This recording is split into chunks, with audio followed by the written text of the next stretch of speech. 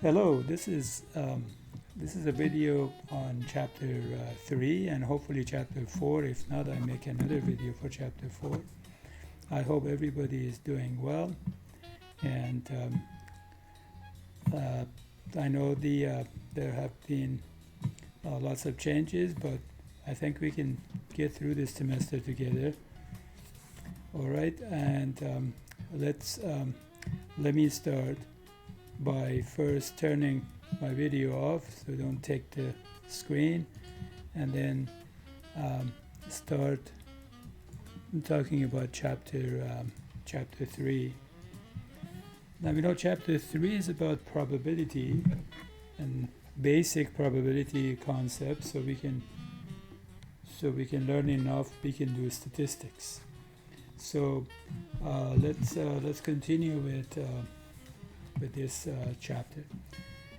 Now I'll let you read this. You can stop the video and read what this chapter is all about. But I'm going to move on. I don't want to read it for you.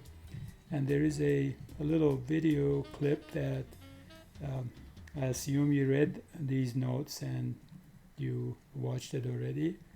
I'm going to move on to the beginning of the chapter. So this chapter is about probability, and the idea of probability is not actually very clear to many people. It's just a number, a measure that is associated with how certain we are of outcomes of a particular experiment or activity. For example, if we flip a coin, we say there's a 50% probability to get a tail, but what do we mean by that? So what is meant by that is that if you do it many times, then let's say you do it 1,000 times, then 50% probability of getting a tail means that about 500 of them should be tails.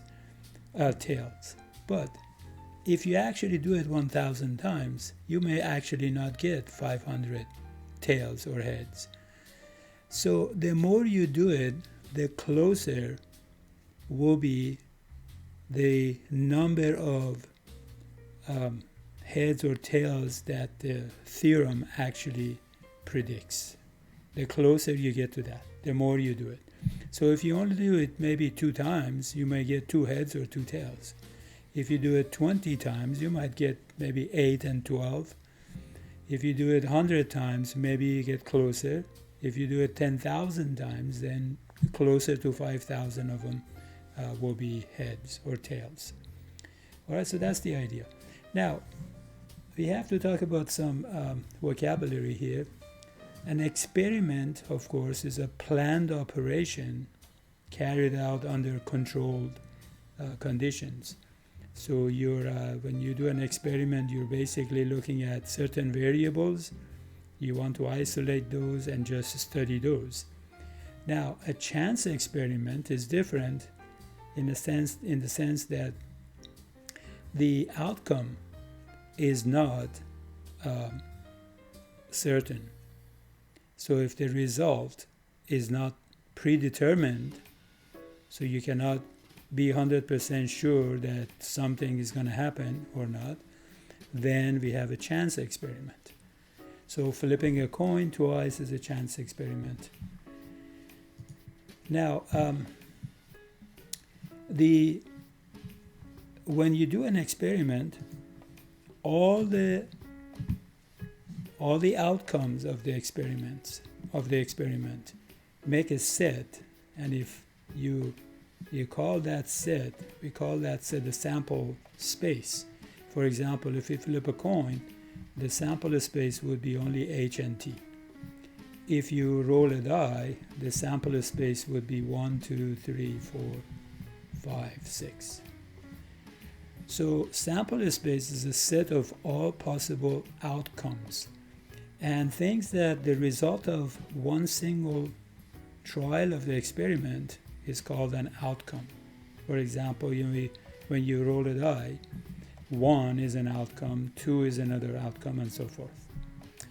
The uppercase letter S is used to denote the sample space. So we represent those with this letter S, capital S. Okay? So, for example, as I said, if we flip a coin, a fair coin, then the sample space would be heads or tails. Okay? Now, there are different ways of writing the sample space. One way to write it is to just write a set, and a symbol we use for set is curly brackets in mathematics.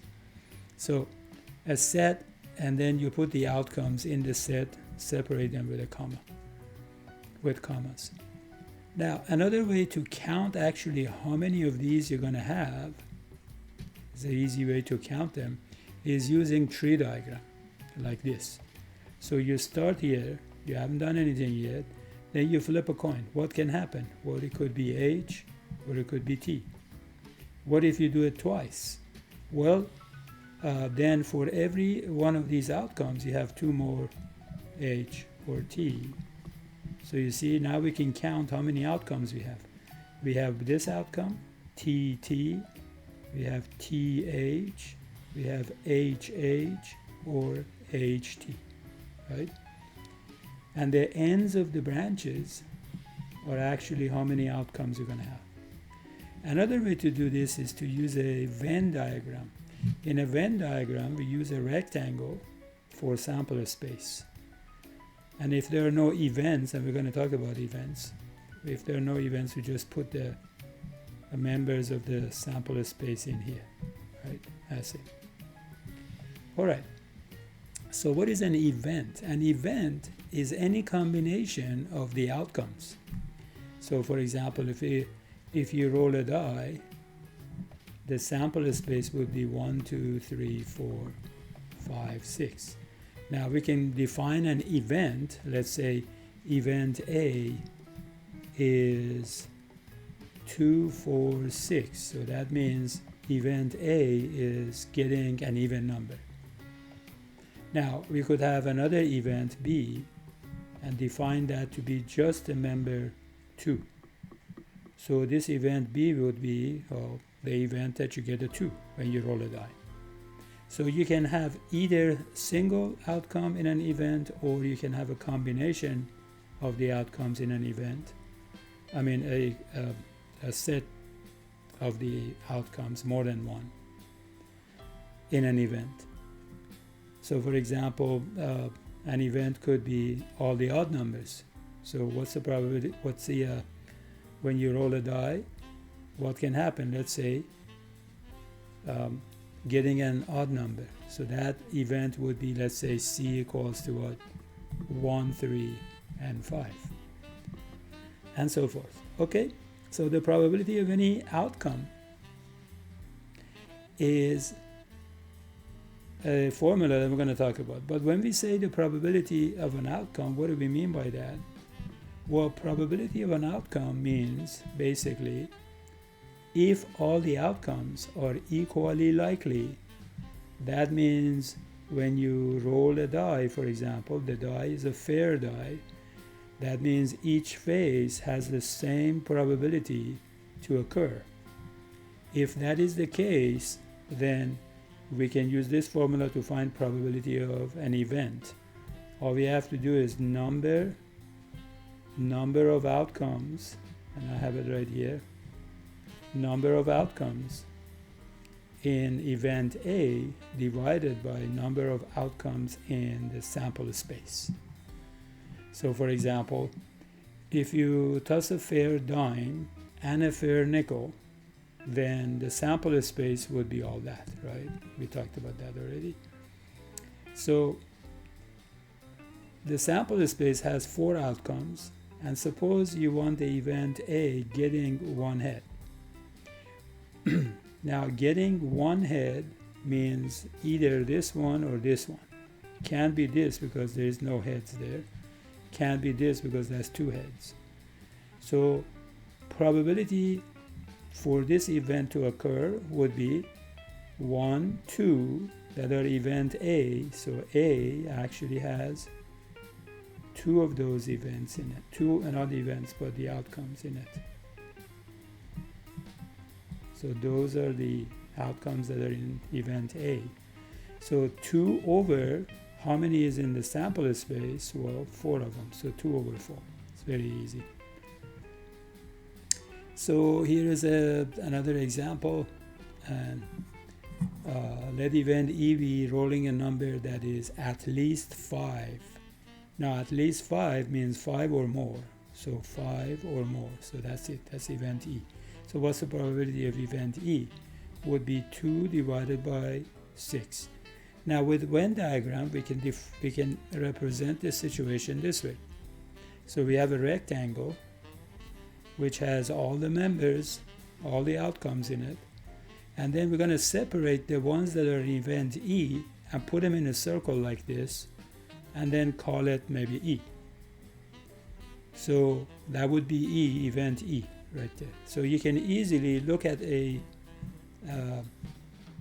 Venn diagram and calculate probability of E, which is 2, right? Would be 2 divided by 1, 2, 3, 4, 5, 6 total. 2 over 6. All right. Now, again, as I said before, when we talk about probability of an event, we mean if you do that experiment many times, millions of times, then the long-term relative frequency of obtaining that result would approach the theoretical probability of 2 over 6. That means if you roll a die many times, then 2 out of 6 of those times, let's say if you do it, let's say you do it 60 times, right? Well, this probability, of course, predict that you have to have what? You have to have 20 of them to be something with one head, this one or this one. But of course, that's not going to be true. If you only do it 60 times, that doesn't guarantee that you get 20 that are one head, right? That include one head. So, but if you do it 6,000 times, then what you get here, it gets closer and closer to what the theory predicts. That's the idea. All right, now this is a very simple problem. I do one of them for you and you can do the rest of it. It says that the event of getting a blue jelly bean. Well, we have the total of a jelly bean. The total is 150 if you add them all up. So how many of them are blue? Well, 26 of them. So what's the probability to get a blue jelly bean? Well, it's 20 over 150. And the rest of them are similar. So I'm just going to move on. Now, you know, the coins that we flip, we assume that are fair coins. But that may not be true. For example, the euro coin, which looks like that, you flip that, and people have done that in Europe, in Belgium. They tested it. So what they did, they kept, you know, flipping it many times and recorded how many times they got a head and how many times they got a tail. And they realized that actually for this coin, 56% of the time they got head and 44% tail. So that means this coin is not a fair coin. All right, and the dice that you buy for like a regular games that you play at home, they kind of look like this. They have, and they're pretty cheap, right? They're like pair of them as like 50 cents or something. But the professionally made dice are pretty expensive. A pair of them is like $30, $40. Why? Because they have to make sure all sides have the same probability of occurring. To do that, they have to make sure that the weight of each face is the same. That means if they even print on it, right, if you print dots on it, then the weight of the ink is going to be different on different faces. So technically, they have to guarantee that, and it requires some work, and that's why it's more expensive, to make sure all the faces have the same weight. All right. When outcomes are not equally likely, we're not going to be able to use this formula. Remember, probability of A is number in A divided by number in S, number of outcomes, I mean. That's not going to work. For example, here, the probability that a particular knee surgery is successful is 85%. Find the probability that 2 knee surgeries are successful. Now, if you use this, and I did that, and I say here, catch my mistake, well, the mistake is that this is not correct. Well, why is it not correct? Well, because these outcomes are not equally likely. That means, think of this as a coin. On one side, it has S. On the other side, it has failure. Success, failure. When you flip this coin, 85% of the time you're going to get this, and only 15% of the time you get failure. So that means it is not true that you're going to get these with the same probability. So that means we need more formulas. Now, in order to have more formulas, we need to talk about a few more concepts, and then we get there. All right, so let's do that. So in this case, the answer is not 1/4. So probability of 2 knee surgeries successful is not 1/4. And the reason is that we cannot assume that the outcomes are equally likely. So let's talk about 3 concepts that we need in order to talk about more formulas in this chapter. Okay, one of them, of course, is the operation that we apply to sets of numbers in mathematics, and that operation is OR, and another way to write it is union. And there is another operation, it's called AND, or intersection, and the symbol for it is that. Okay, so what is that? Well, let's talk about it. Suppose we have a set A and we have a set B. Now, what is A or B? Well, A or B is a set that has members that are, what's the condition to be a member of this? They have to be either in A or in B. And that includes if they're in both, right? So, well, to find the members of A or B, all you have to do is write all the members of A here, and then we go to members of B. Now, is 4 already there? Yes. What about 5? Yes. 6? Yes. 7? Well, 6 is not there, right? Up to 5 there. So 6 is not, 7 is not there, and 8 is not there. So we write them down, and we're done. Now, you could have started with set B, and then write all of these numbers down here, and then go to set A and see if it's 1 there. No, so we write it. Is 2 there? No, so we write it. Is 3 there? No, so we write it. Is 4 there? Yes. 5 there? Yes, so we get the same set. All right, now, so again, this is A or B, or A union B. That's the same thing.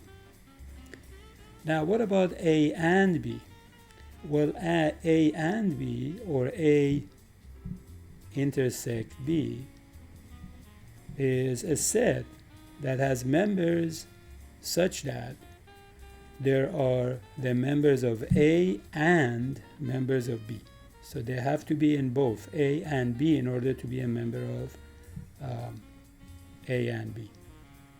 And that is easy to see. For example, here, to find it, all you do is just start with one of the sets. Let's start with this set. And then go to 1. Is 1 in B? No, so we don't want that. 2. Is 2 in B? No. Is 3 in B? No. Is 4 in B? Yes. So we want to write 4 down, right? And then is 5 in B? Yes. So we write it down and we're done. You don't have to worry about the rest of this because we know they're not in A, right? We could have started with B and say, okay, is 4 in A? Yes, we write it. Is 5 in B? Yes. 6 in A? No. 7? No. 8? No. So we're done. So that's how we write, that's how we find those sets. All right, another concept is the third one. So 2 operations and this concept of complement.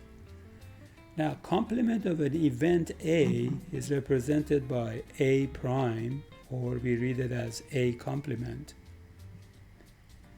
And A prime consists of all outcomes that are not in A.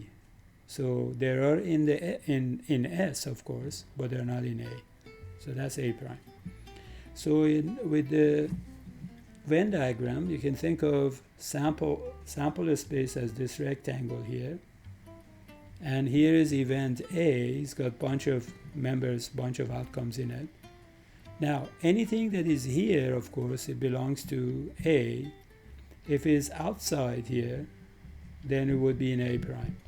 So if you think of area of this rectangle to be 1, exactly 1, then the probability of A would be just the area of this circle here, right?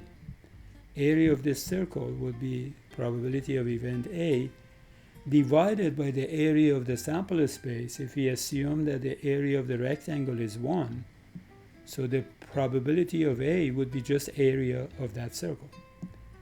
And what is the probability of A prime? Well, would be 1 minus whatever the area of the circle is. So that is always the case, that probability of A and probability of A prime add up to 1. So here is an example with Venn diagram. We have a sample space, 1, 2, 3, 4, 5, 6, and then A is 1, 2, 3, 4. Okay, well, if you take away 1, 2, 3, 4 from S, we're going to get 5 and 6. So the set that includes 5 and 6 is the complement of the set A. And here notice that probability of A is 4 because there are 4 of them here, and you can see it in the Venn diagram here. So we make that rectangle here to be the sample space. Now, if we have discrete outcomes, we just put them in the rectangle, and then we're not going to assume that the area of the rectangle is 1. So we're not going to work with areas when we have discrete members, outcomes of the set. So here we have 6 members in the sample space, and they are all listed here. This one, that one, that one, that one, and this one. Now 4 of them are in the set A, so we're going to gather all of them into one circle and call it A. So that's the event A. So as you see, A prime is basically these 2, and A is these 4. So probability of A is 4 over 6, probability of A prime is 2 over 6, as you see over here. Now notice that probability of A plus probability of A prime is 1, and that is always true. All right. Now, what is conditional probability of A given B? Well, there's a formula, but I'm not going to give you a formula, and in a minute I'm going to do that. But for now, I'm just going to talk about what it means with few examples. Then we are going to use the Venn diagram to talk about that. All right, so what does it mean? First of all, you read it as probability of A given, so that little segment here, you read it as given B has occurred. It means that your sample space S now is just B. So if we assume that our sample space is just B, then what's the probability of A, event A? That's the idea of conditional. So a conditional probability, a conditional, reduces the sample space to something smaller than sample space. So here's an example. Suppose we toss a fair six-sided die. The sample space is given here. So suppose A is that the number is 2 or 3. That means A is basically 2, 3. And then B is that the number is even, so 2, 4, 6. Now, what's the probability of A given B?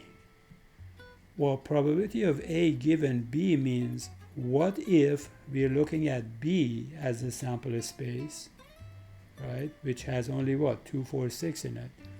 What's the probability that the number is 2 or 3? Well, obviously it cannot be 3 because 3 is not here. So we can only look at 2. So we look at B and see how many of them are actually members of A. Only one of them. So the answer is 1 out of 3. As I said, we're going to learn a formula to do that too, but for now, that's all there is to it. Well, let's do another example. This time we're going to look at the same example but with Venn diagram. So this is the Venn diagram that includes all 6 numbers, right? 1, 2, 3, 4, 5, 6. Now event A is given by this red circle and event B is that green one. And we know they have what? 2 in common. So it looks like probability of A given B from this picture here obviously is 1 if B is our sample space. So we're going to forget about everything else, right? We're going to just concentrate right here on this circle right here. Okay, in that circle, how many outcomes do we have in that circle? So if sorry, I was circling the wrong circle. Is the other one. So if you're in B right here, so we're going to concentrate right here. If you're here, how many members are in B? 1, 2, 3. So that goes in the denominator. Now, how many of them belong to A? Only one of them. So it's 1 out of 3. All right. Now, in this chapter, you may see problems related to a standard deck of playing cards. In a standard deck of playing cards, we have 4 suits, right? Spades, and hearts, and diamonds, and clubs, right? And then there are 13 cards of each suit. There are 3 face cards in each suit, so that means we have 12 face cards, right? And so there are 2 different colors. All of that I'm sure most of you know, but I've had students who didn't know about standard deck of cards. All right, so let's go back to conditional probability. So with Venn diagram, we can explain a formula. I can talk about a formula that we use for conditional probability. So I'm going to write it here. Probability of A given B looks like, if you consider we are just in B, and notice that there are no discrete outcomes here, so we're going to assume that this rectangle has an area of 1, and then probability of A is just that area, and probability of B is just that area, right? All right, so probability of A given B in this case, or in this sense, is basically, if we are in B, that means the denominator is just the area of the circle, which is probability of B, right? So it would be that right there. So if we are over here, that would be our sample space. If we are in B, then what's the probability that A is in B? Well, how much of A is in B? Well, how much of A is in B is actually what is this part, right? And this part has actually a definition. That is what A and B have in common. So that's the probability of A and B, right? That would be this area divided by 1, because the whole rectangle has area 1. So probability of A intersect B would be that divided by 1, which is itself. So we just write probability of A and B right there. So that would be probability of A and B. Okay, so basically that's what that probability means. So conditional probability means what? So probability of A given B is probability of A and B divided by probability of B. Now, if you make this probability of B given A, then all you have to do is just change the denominator to A, probability of A, but the numerator is the same. That would be A and B. Now here, if you give this denominator of 1 and then cross multiply, you're going to get the formulas that I'm going to show you here. See it? We cross multiply, that's what we're going to get. So probability of A given B is going to be that, and probability of B given A is going to be that. Now if you put a 1 under it and cross multiply, then we're going to find a very important formula in probability, and that is, how do you calculate probability of A and B? That would be probability of A, right? We'd multiply this way, it would be multiply these two.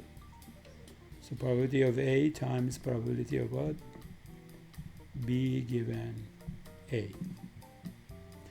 Now, what's probability of A and B? Is probability of A times probability of B given A. And if you use this one, what would be the same formula, except for instead of starting by A, we can start with B, and then probability of A given B, like that. So two formulas to find probability of A and B.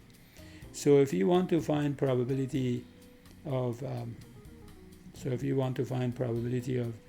an event and another event, then you have to multiply the probabilities, and this is called the multiplication rule.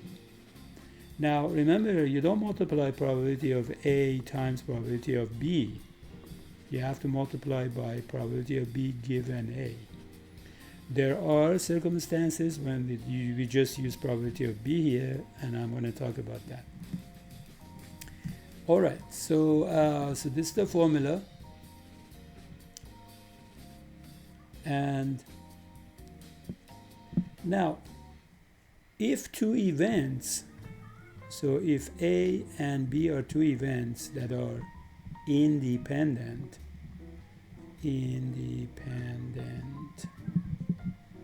then that means that probability of A given B is the same as probability of A. And also it means that probability of B given A is the same as probability of B. Basically, it means that A and B don't care if the other one has occurred. The probability doesn't change. If that is the case, we say the two events are independent. And that would mean that if this is true, then the probability of A and B is nothing but probability of A times probability of B. So we don't need that conditional. Why? Because that conditional is the same as probability of B. All right? So that's the idea of two events are independent. For example, if you roll a die and flip a coin, they don't change each other's probability because they're independent. But if you have a bag of numbers, let's say you have a bag of 1, 2, 3, 4, 5, and you pick a number out of it, and you don't replace it, and pick another number, then that is going to change the probability of what you're going to get next, because you're taking one away. So that means the denominator now is not 5 numbers, but it's 4 numbers. So so this is the idea of independence.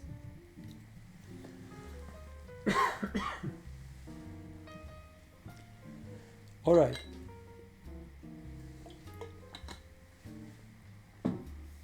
The ideas of with replacement and without replacement in probability are important, because, as I said, if you have a bag of number and you pick a number from it, then if you don't put that number back and take another one, then the probability of getting a number changes. So let's say you want to get a 1. Probability of getting 1 is 1 out of 5. But if you don't put it back, what's the probability of getting 2? Well, that would be 1 out of 4 now, because there are only 4 numbers in there. Now, if in statistics we do sampling without replacement, and we can do sampling with replacement. So if the population is big, huge, let's say you want to take 50 people from Houston area, the population is like more than 2 million people, so it doesn't matter if you don't do it with replacement or without replacement. Doesn't really matter, because the sample size is very small compared to the population size. But in calculations of probabilities that we're going to do in this chapter, it does matter. All right, suppose you pick 3 cards with replacement. I'll let you read this yourself from the notes. It's an easy problem. I'm going to move on. This example I'll let you read yourself. All right, we're going to talk about mutually exclusive events. Now, if 2 events are mutually exclusive, A and B are mutually exclusive, that would mean that probability of A and B is 0. That means they cannot happen at the same time, and also true the other way. So if you have 2 events that cannot happen at the same time, then we have 2 events that are mutually exclusive. For example, if you roll a die, let's say A is getting an even number, so it's 2, 4, 6, and let's say B is getting an odd number. Well, can these 2 events happen at the same time? No, because a number cannot be even and odd at the same time. But let's say C is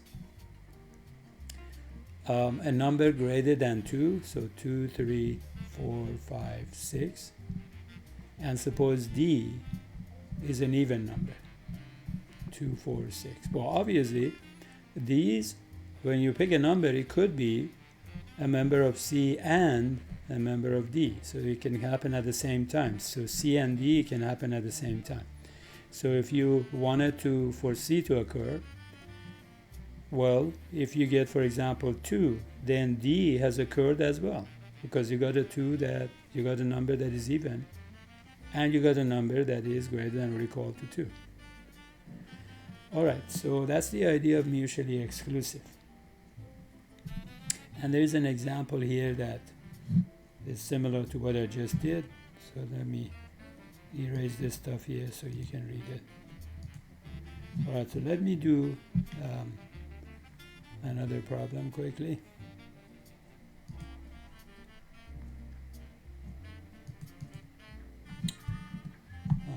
Didn't want to move. There you go.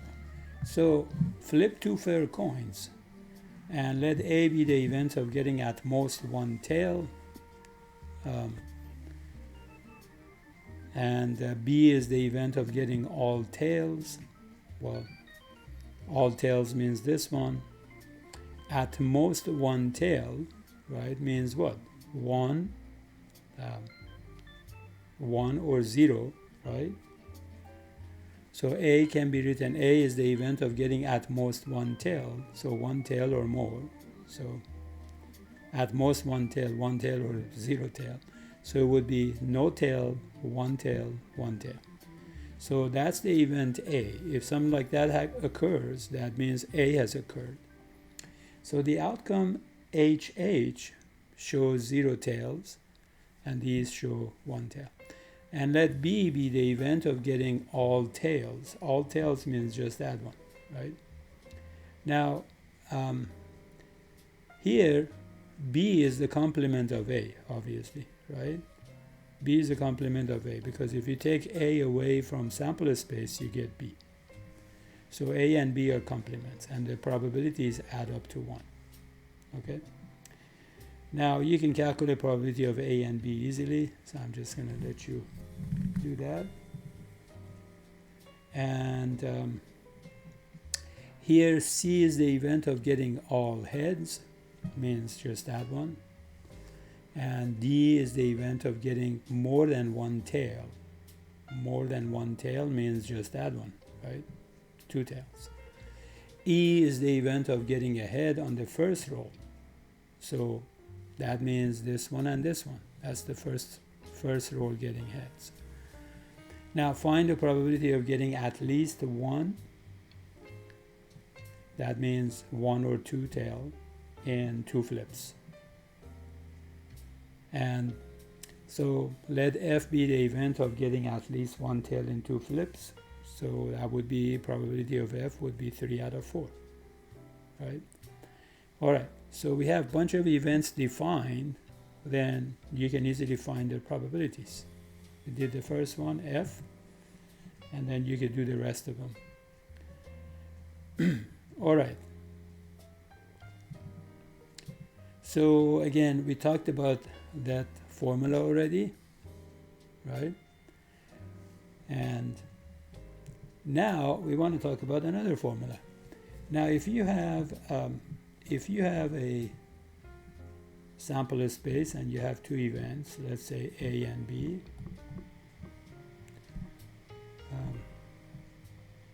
so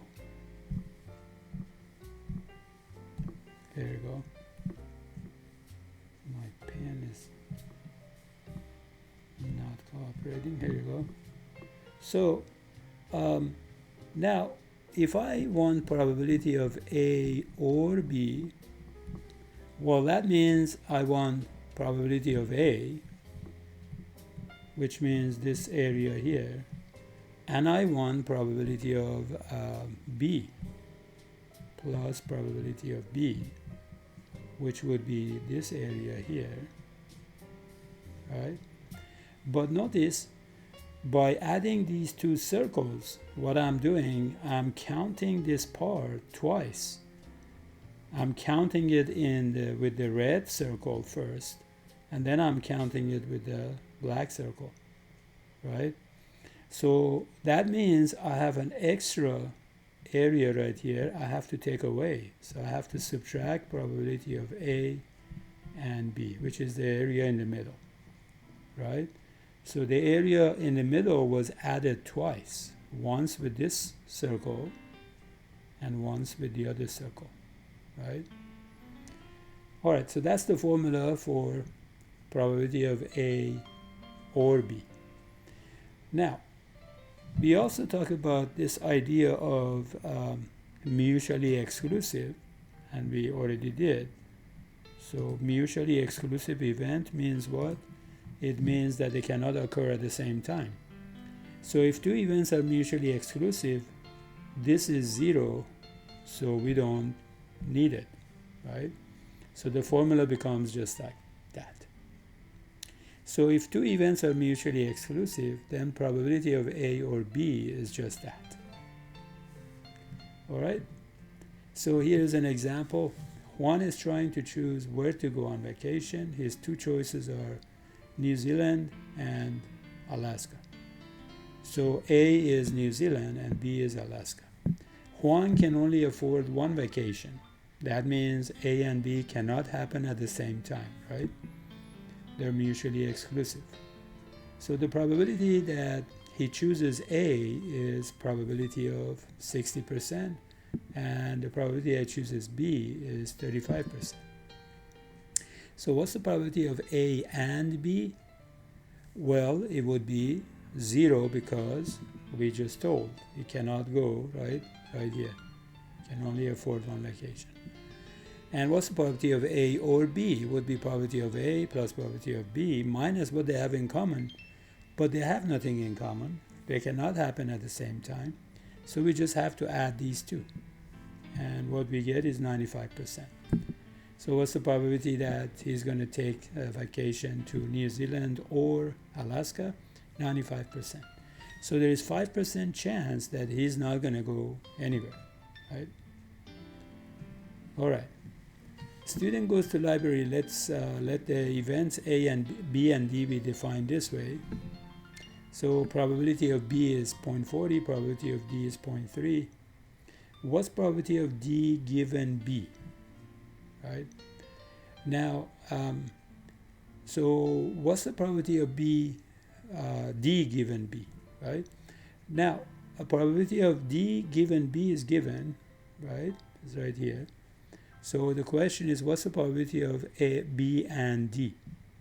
Now we know that is either probability of B. Well, I have it over here, but I'm going to write it. Probability of B times probability of D given B. And I'm losing my eraser here. So would be probability of B times probability of D given B. Or we can write it as probability of D times probability of B given D. Now, which one of these are we going to pick in this problem? Well, we're going to pick this one because we are given that, right? So this formula is not going to work for us. So we're going to use that one right there. All right, so if we write it like that, then we just put the numbers in there. We have an answer. So that would be probability of B and D is 20%. Now, what's probability of B or D? Well, we know the formula for that. So, and we know these two, and now we just found that probability of B and D, and that's it. So it's pretty useful. And I'm going to do another one of these at the end of this, so I'm just going to let you read this one, and then we're going to do another one at the end of the video. All right, so let's talk about contingency tables. Well, contingency table is a chart that organizes our given variables and their values.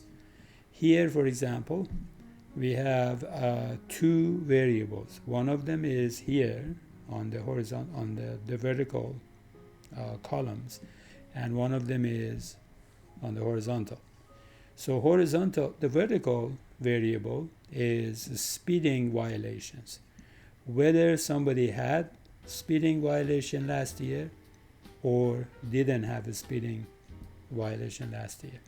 And the horizontal rows, we have whether the driver uses cell phone while driving or not, right?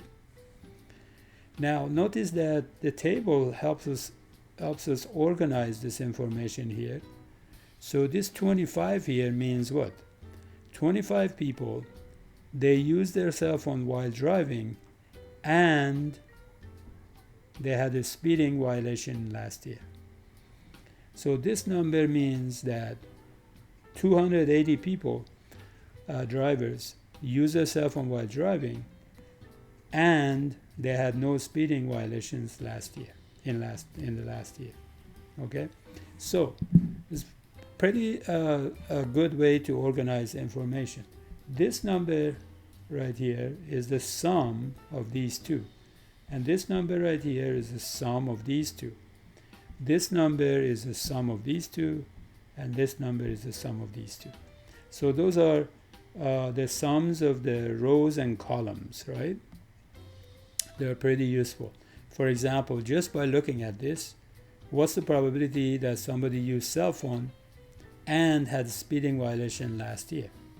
Well, it would be 25 over this number, which is the grand total.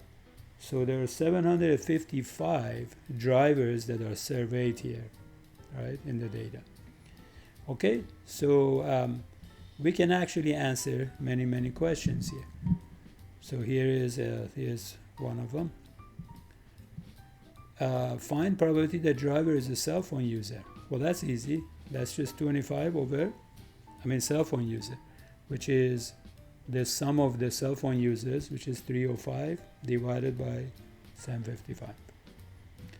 All right, what's the probability that driver had no violation in the last year? No violations. Well, no violation would be this column, so we have to get that and divide it by 755, right? All right, so what's the probability that the driver had no violation in the last year and was a cell phone user? So that is, was a cell phone user, had no violation. So no violation, right? And was a cell phone user. So that intersection right here is actually the number that we want, is 280. So, so 280 is people who had no speeding violation and they use cell phone. So it's 280 over the grand total. And find the probability that driver is a cell phone user or driver had no violation last year. So we can use the formula, right? Probability of driver is a cell phone user, so let's write here. Probability of cell phone use or no violation would be probability of cell phone use plus probability of violation minus probability of cell phone use and violation. So we're going to substitute those numbers in there. Probability of cell phone use, probability of violation, and this is probability of cell phone use and no violation, right? Remember, 280 over the whole total. If you add and subtract, you get that. All right, so what's the probability the driver is a cell phone user given that the driver had a violation? So what's the probability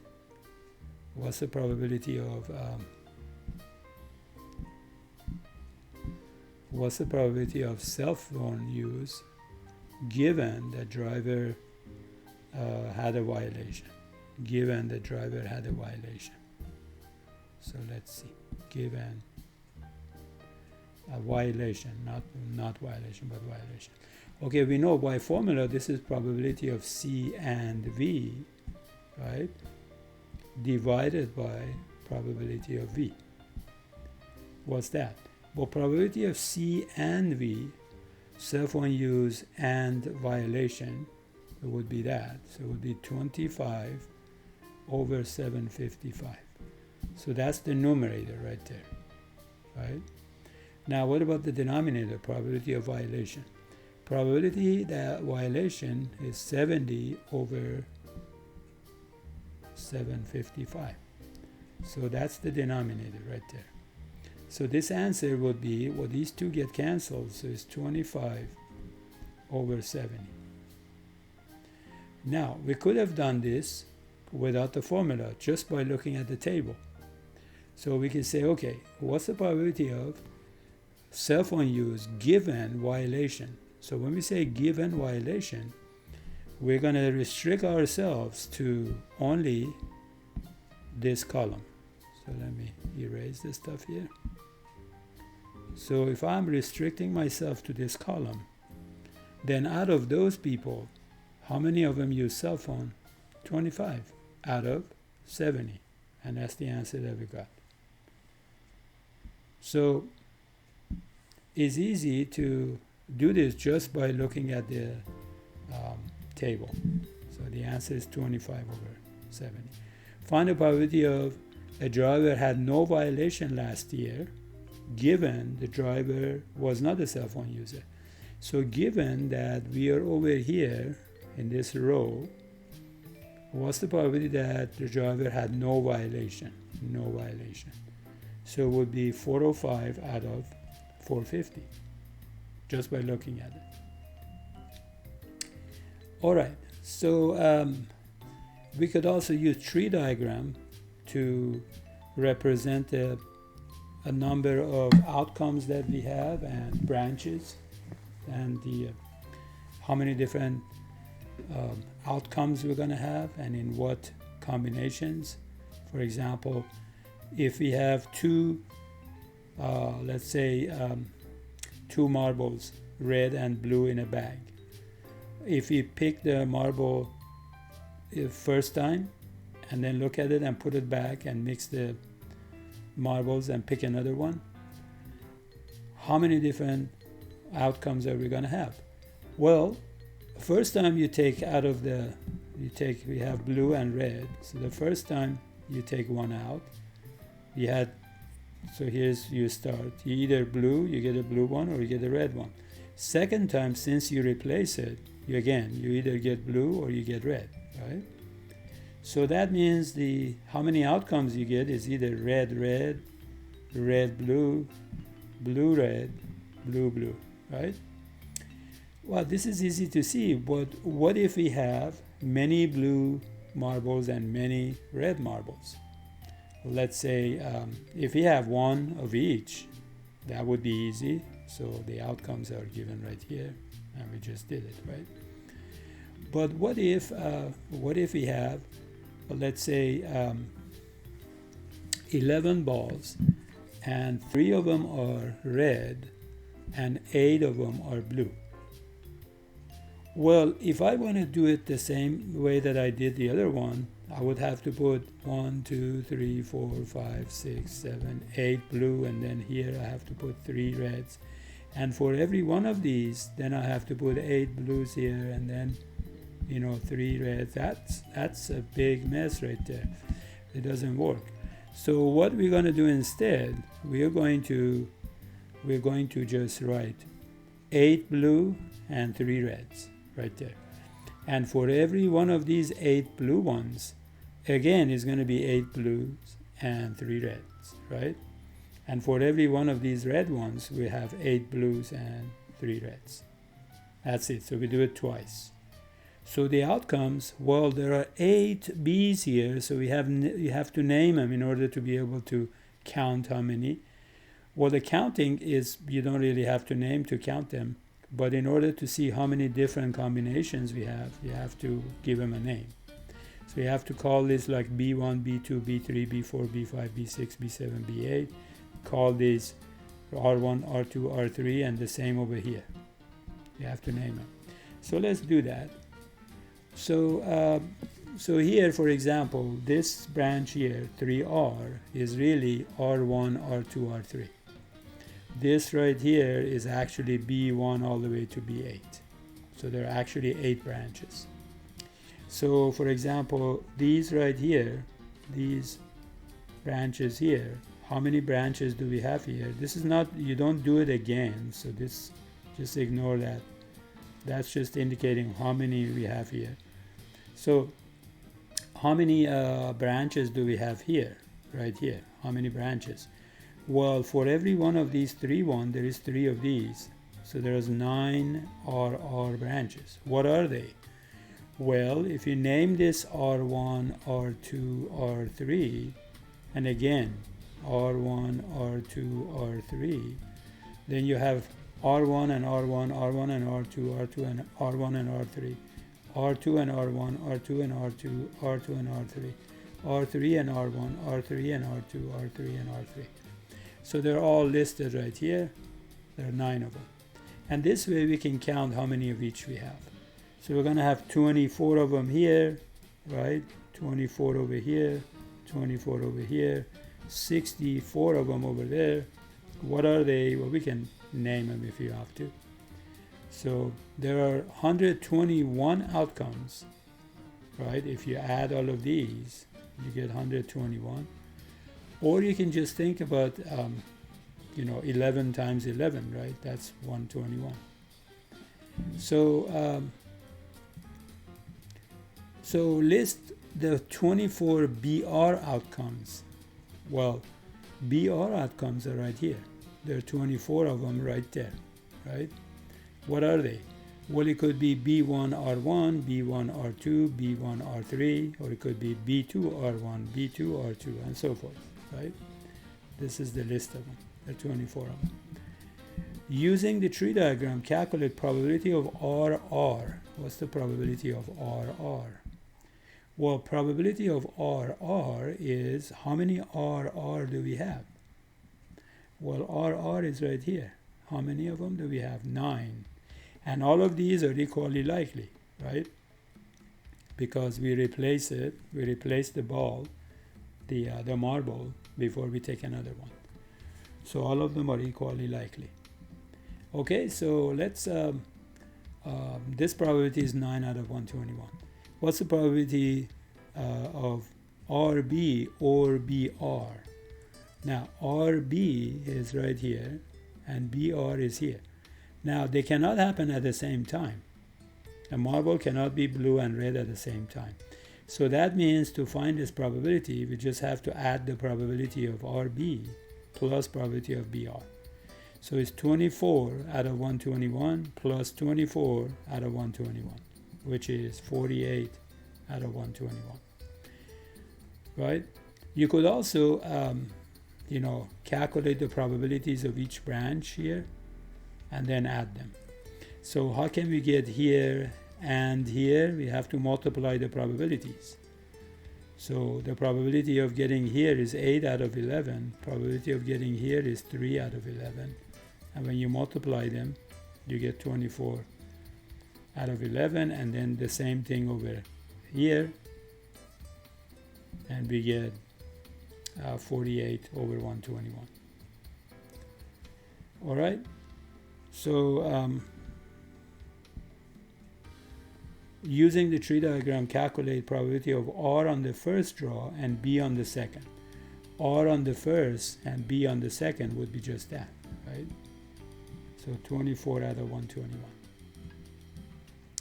Using the tree diagram, calculate probability of R on the second given B on the first one. So R on the second given B on the first one. Now, R on the second given B on the first one. That means B on the first one, so we are over here. We don't care about the other one. We don't care about that. Because it says given B on the first one. So we are over there. If you're over here, what's the probability of R on the second? So R on the second means you're over here. So 24 of them have R on the second. How many total we have? Well, we have to add these two. That's 80, what? 88. 88, and how many of them are here is 24. 24 over 88 is 3 over 11, which is the answer. Right? Calculate probability of BB. Well, probability of BB is here. There are 64 of them, so it's 64 over 121, right? What's the probability of B on the second draw given R on the first one? So this time we care about that. So if you're over there, right, what's the probability B on the second? B on the second is that. So it's 24 out of how many? Well, there are only 33 of them. So it's 24 out of 33. Okay. All right. Here is a Venn diagram, and you can easily calculate probabilities using Venn diagram. You could just, by looking at it, you can calculate it, right? So here, it says, suppose an experiment has outcomes those. And so this would be the Venn diagram. For example, what's probability of A? Well, count how many numbers we have. 1, 2, 3, 4, 5, 6, 7, 8, 9, 10, 11, 12. We have 12 numbers. How many of them are in A? Well, 1, 2, 3, 4, 5, 6. 6 out of how many numbers we have, right? So that's very easy. What's the probability of A and B? How many are in A and B? Well, only one out of the total. What's the probability of B? Well, there are 4 in B, so it would be 4 out of the total, right? So you can easily calculate these probability. So for example, what's the probability of B given A? Well, if you're in A, how many are in A? 1, 2, 3, 4, 5, 6. And how many of them belong to B? Only one of them. So it's 1 out of 6. So a Venn diagram makes it really easy to find probabilities. Okay, so here's another one again. It's a way to organize the information here. You can look at it. And here are a few more examples before we finish this chapter. These are just a little bit different. I just wanted to throw in some examples.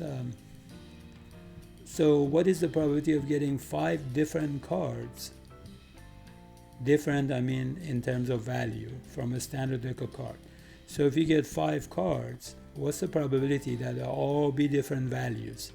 Different values means that if one of them is 10, the other one cannot be 10, even if the suit is different. Can't have the same value. Okay, so if that's the case, then we have, for the first one, we can have any card. So it's 52 out of 52, right? But for the second one, if we already have a type of card here, let's say we have 10, then how many of them are of this type that we have here? Well, there would be 52 minus 4. There are 4 of them that are like that, right? So if we get a card here, we don't want that card again. Now, in order not to get that card, you have to reduce what? And you take one already out. So there are 51 cards left. You have one of them already sitting here, right? And then you don't want to have cards like that. So since we take away one card for that already, now we assume that there are 48 cards that are not looking like that card, right? There are 48 of them. That doesn't look like that. So we put 48 here. And then the same thing happens here. We have to reduce it by 1, right? And then reduce that by 4, right? So we end up with what? The first one is 52 over 52 is just 1. And then 48 over 51, 44 over 50, and so forth. And if you multiply these, you get that. You divide, you get that number. All right. What's the probability of 10 people in a room, nobody shares a birthday? It's similar problem. In this case, the first person can have any birthday, right? So it would be 365 over 365. The second person cannot have that birthday, right? So that means we're only interested in 364 of the days in a year, but we have 365 of them available. So 364 out of 365 again. And the third person, 363 out of 365, and so forth. So if you go all the way to the 10th person, that's what you're going to get. So there are 10 numbers here. I don't have all of them. That's why I put ... But that's what we get. And if you multiply this, you get this number. So the answer is about 88% chance. Now, here is an interesting problem that I said I was going to do at the end, and it's called Bayes' theorem. So here we have a situation where we have a type of cancer in a population that has people have probability of 3% chance to have that cancer. So if you go to this community that is described here, there is 3% chance, if you just randomly pick somebody, there is 3% chance that that person has cancer. Now we have a test we can give to this person, to a person, and the test is 99% accurate if the person has the disease, and 98% accurate for the rest of the people. So let's organize this information. So the question here is, what's the probability of a person having the disease if the test result is positive? So let me explain this. So here's a tree diagram for this. So if you just pick a person from the community, then there is 3% chance that the person has cancer, 97% chance that person doesn't have cancer. And then if the person has cancer, then if you give them that test, 99% of the time the test is going to say yes, the person has cancer.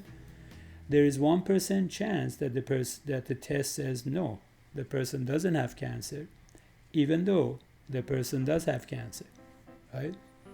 That's the meaning of being accurate 99%. Now, if it's in the general population, we have somebody in the general population, and you give him a test, and we know that person doesn't have the cancer, assume that doesn't have cancer, then this test is only 98% accurate. So in this case, 98% of the time is going to say what? No, the person doesn't have cancer. But there is also 2% chance that the test says yes, even though the person doesn't have cancer. All right, so we can actually find all of these branches. For example, this number right here is the just probability of C, right? What's that number right there? That's probability of not having cancer. What's this number right here? What is that? Well, that's probability of C. And then at the end of this branch here, right? Let me erase all that. So at the end of this branch here, what do we have? Well, that's the probability of yes, given that we're coming from here, right? This one is probability of no, given that the person has cancer. This is probability of yes, given the person has no cancer. Probability of no, given that the person has no cancer. So these are basically the branches that we have.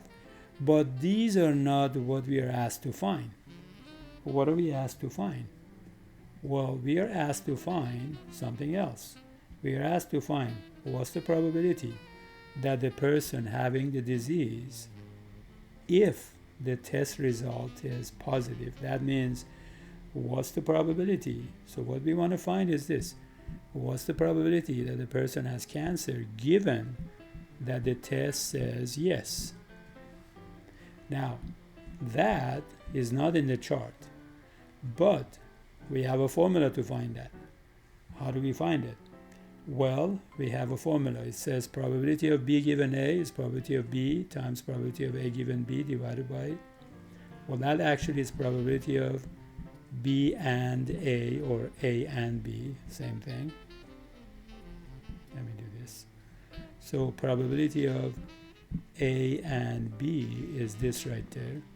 So probability of B given A is probability of A and B divided by probability of A. But we know probability of A and B is given by this formula, right? All right, now we're gonna think of B as C and A is as yes. So what would that be? So that would be probability of C times probability of yes given C divided by probability of yes. Now we know what this is, the numerator. We know what that is. We know what this is. These are all these branches. So it's this one and this times that.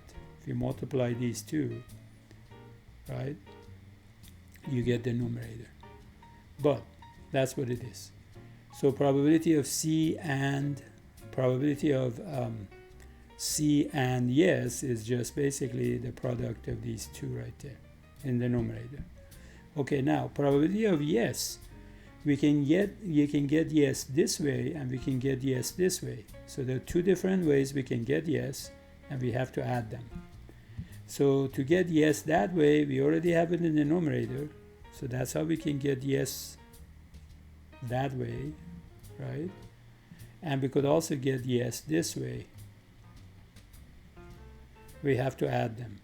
And if you do, you'll be, well, I was very surprised when I first learned about this, and you should be surprised too. Now, you know the answer? Well, think about it. If the test is 99% accurate and somebody is told they have cancer, what's the probability that the person actually has cancer? Well, most people would say it was 90-something%. Maybe some people say close to 99% chance. But of course, that's not the case. Look at that number, 60%. Now, why is that? Well, this is a paradox actually in statistics, and it's very interesting, and it's called Bayes' theorem, of course. The reason maybe is because there is 2% chance that the test is going to make a mistake, right? But there are a lot of people who don't have cancer. So 2% of a lot of people who don't have cancer is a big number. So if we have a set that's got bunch of yeses, right? Now the question is, how many of those yeses are these yeses, and how many of them are those yeses? Well, it looks like only 60% of them are going to be of this type, which is actually the correct yes. And a good number of these, about 40% of these, come from this kind of yeses. Only 60% come from the yes above, right? This one. So that's how you can make sense of this. All right. So I think we are done with this chapter. So let's. There is another chart here that I'm going to explain quickly. There was a show on TV where you could actually. There were 3 doors. I think I explained that the first day, but there are 3 doors, and then one of them has a prize, and the other 2 don't have a prize.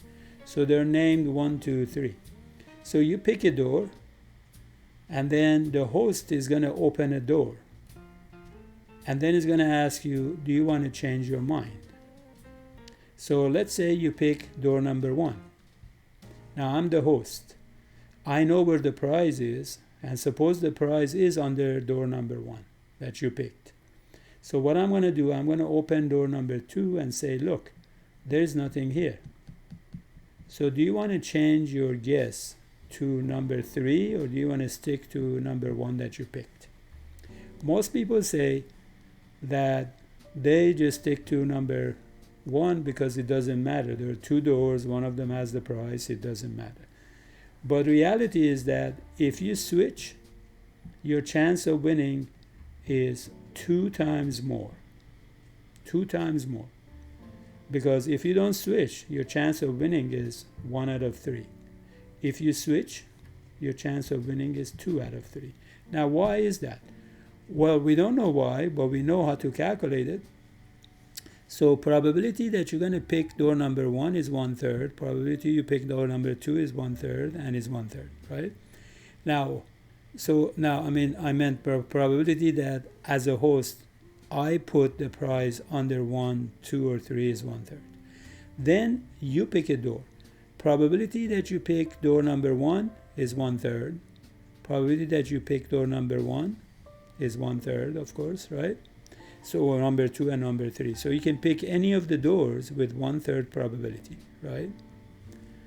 And then the same is true here. Probability that I put the prize under door number 2 is 1/3. And then you have the same probabilities to pick any of the doors. If I have the prize here, what's the probability that you're going to pick door number 1? Well, 1/3, 1/3, 1/3, right? And the same is here. What's the probability that I'm going to put the prize under 3? 1/3. What's the probability that you're going to pick number 1? 1/3. Number 2? 1/3. Number 3? 1/3. Okay? All right. Now, so once I have the prize under a door and you pick a door, then we are over here, which is my turn. So what I'm going to do, I'm going to give you an option. So suppose the prize is here, and suppose you picked number 1. What am I going to do? Well, I'm not going to open door number 1 because door number 1 you picked, right? I'm not going to open that. And what am I going to do? I'm going to open either number 2 or 3. Now, whichever doesn't have the prize, of course. So it would be 50-50. So what's the probability that I put the prize under 1, you pick door number 1, and I give you the option of door number 2? That probability is 1/3 times 1/3 times 1/2, which is 1/18. And if you do that for every one of these branches, what do I mean by branch? I mean the way that you get here. You see, that's how you can get there. And this one, that's how you can get there, right? And so forth. If you calculate these probabilities, you're going to get these numbers. And then there are cases when you win, and there are cases when you lose, right? And if you add all the cases when you win, you end up with 1/3. That's your chance of winning. And that was, you could have known that already, right? Because there are 3 doors, one of them has the prize. But what makes this really interesting is that if you switch your choice, then in places when you win, now you lose, you see? And the places where you lost, now you win, because you switched the door and you changed your mind. Okay, now if you calculate now, you add all the cases when you win, you end up with this number, which is 2/3. That's 2 times more. That just doesn't make sense. Don't try to make sense of it, because it doesn't make sense. Okay, but you can easily do the math. All right, so there is a video for random variable for you to watch, and there are some practice problems for chapter 3, which, remember, you need to review. And we are done with this chapter. So I'm going to make another video for chapter 4. Okay. So I hope you're doing well still, and I see you in the next video. Okay.